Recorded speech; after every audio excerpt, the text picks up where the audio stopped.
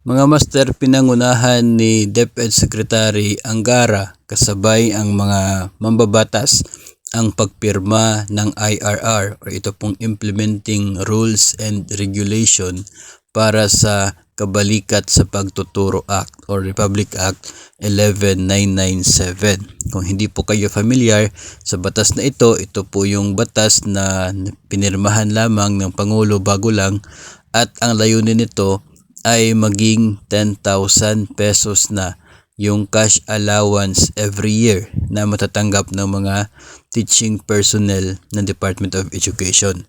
Kasalukuyang 5,000 ito ngayong taon and next year 2025 magiging 10,000 pesos na.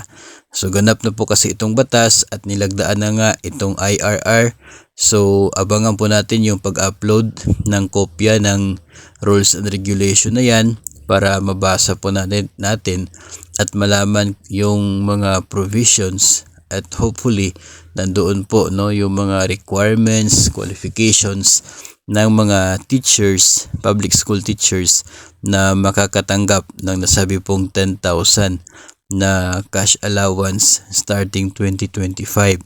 Baka may bagong guidelines na po na magiging basis po natin. So, abangan po natin itong IRR na ito at atin po ibahagi sa inyo kapag nandyan na. No? So, hopefully ay maganda yung laman talaga nito at intended talaga for the needs of our teachers starting 2025.